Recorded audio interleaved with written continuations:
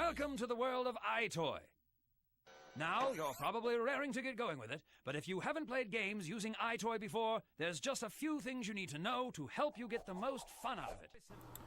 Sony's PSVR has been a solid hit for the PlayStation family so far, and while many might see it as tagging along on the recent resurgence of VR gaming, it's more of an evolutionary step that dates back to a glimmer in the eye of Dr. Richard Marx back in 1999.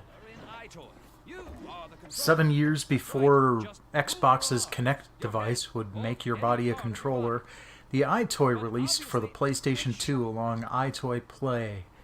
It was a simple device, originally made by Logitech, and had a base that was definitely made to sit on top of a CRT TV, not the thin bezel of an HD TV.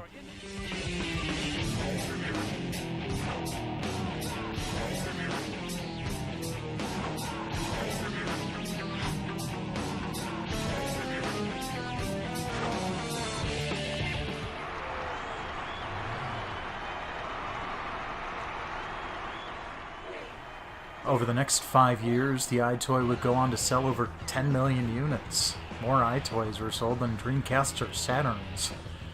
Nearly 30 games were released specifically for the devices, with dozens more games having support for the device, including the original PS3 Little Big Planet game, which allowed the iToy to be used for making stickers if you didn't have the PS3 eye camera just yet. We'll get to that one.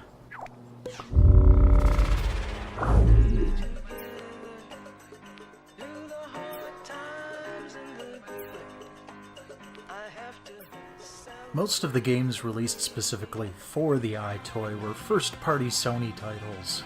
The most notable exception was Sega Superstars by, well, Sega. It featured a plethora of minigames based on various Sega properties. The quality of these minigames varied. I had a lot of fun with Sonic,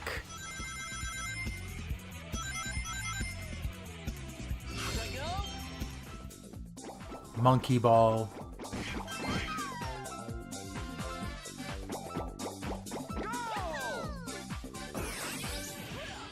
and Virtua Fighter.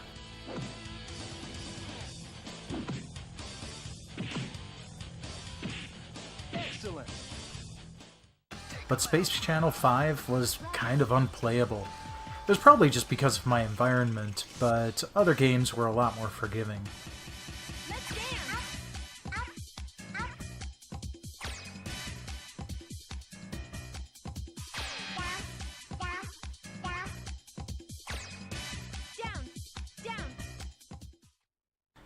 I know there was one PS2 demo disc that had a bit of software on it that would connect to the iToy and let you cast spells using a brightly colored item.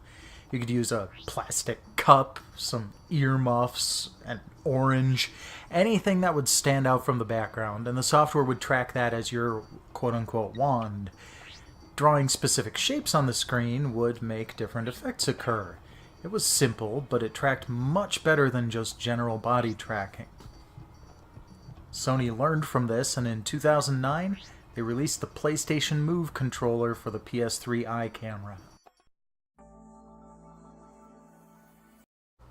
Dropping the toy moniker, the PlayStation Eye was a much more capable device. The Kinect had released by this point, and while it had improved on the iToy's formula, using additional sensors and 2 cameras for better tracking, it still lacked something the Move would supply: buttons. Motion tracking is all well and good, but being able to pull a trigger or grasp or just call up a menu with button press rather than a potentially misread gesture was a game changer.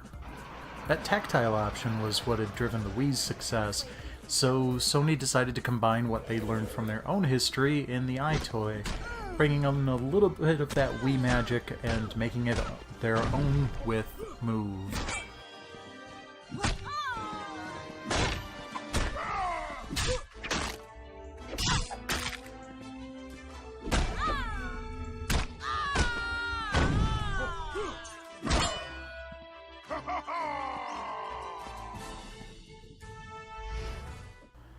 The PS Move controllers are tracked by the squishy glowing orb at the top, though there are some sensors inside also that allow for some less precise tracking to continue if the orb's not within sight of the camera. This was a blessing and a curse. It allowed for some very precise tracking, better than the Wiimotes of the time, but if your living room was too well lit, the camera would have a rough time of it and lose track of the controller. There was also a nunchuck-like option called the navigation controller that was basically a one-handed controller with an analog stick to allow for movement actions and provide a few more buttons in specific games.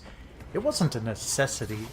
Any game that used the nav controller would be perfectly happy with you just using half a DualShock, but it made games like Sorcery, which I covered a few months back in a first trophy feature, a little easier to deal with.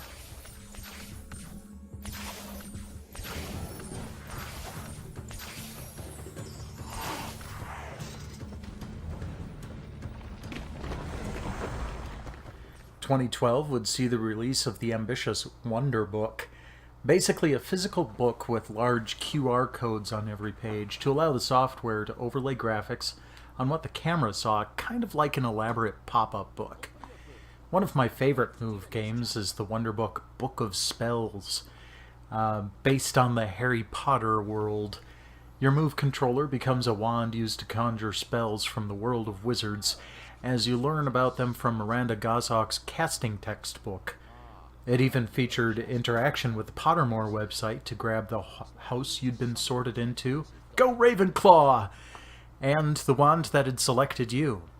A second Wizarding Wonder Book was released as well, the Book of Potions, but I only just recently landed a copy, so I can't really show you anything from that yet. Sadly, only 4 Wonder Book titles would be released, the 2 I've mentioned so far, along with Diggs Nightcrawler and Walking with Dinosaurs.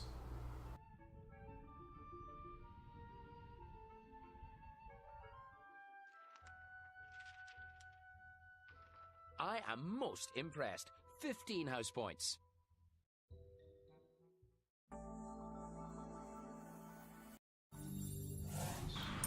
When the PS4 released, a new camera was introduced right away as well. This one was the best so far, taking the 2-camera approach from Kinect to improved tracking in 3 dimensions, and it had the best resolution to grace either platform. Only a handful of titles supported the device, but there were some creative uses among them. Until Dawn will take short clips of video during jump scares to show your reactions. Little Big Planet 3 and Tearaway would again allow you to be inserted into the game world, and Alien Isolation would actually use head tracking to allow you to lean around corners, and the microphones embedded in the camera to pick up environmental sounds that could potentially alert the xenomorph to your presence.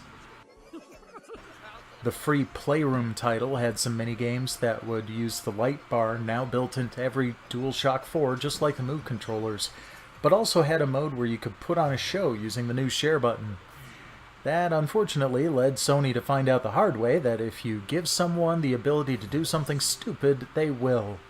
Twitch banned the Playroom shortly after launch due to people using it to stream unsavory content. Eventually that ban was lifted, but it's still pretty closely monitored by both Twitch and Sony. And that brings us back to today. The same Move controllers introduced during the PS3's lifespan are now your hands in virtual worlds with PSVR. The headset again uses the sensor and light tracking combo used in Move, providing very accurate head tracking, as long as the room isn't too bright. And the more recent AIM controller brings a full-feature gun controller with every button and stick you'd expect on DualShock 4 for full control in games like Doom VFR,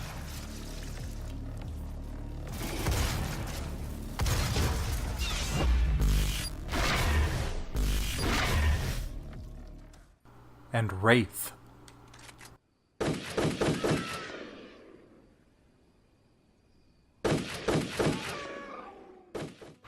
What's next?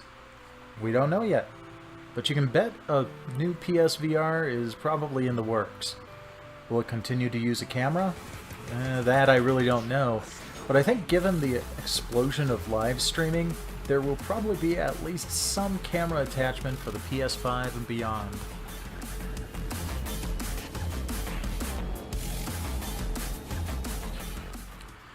Thanks for watching this retrospective of all the different cameras that have graced Sony consoles.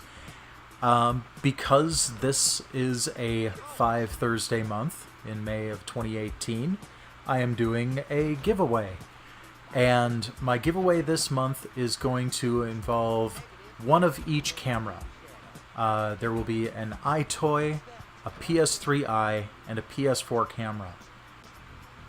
To enter the contest, all you need to do is go over to Twitter and retweet with comment, or just comment on any one of the tweets about this video.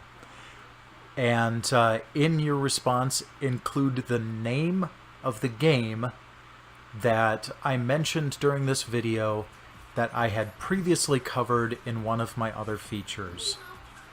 I made it pretty obvious when that happened. But go ahead and do that, and you'll be entered to win one of the 3 cameras. I appreciate you following me and sticking with me all this time. I will catch you guys next week with a plus dive.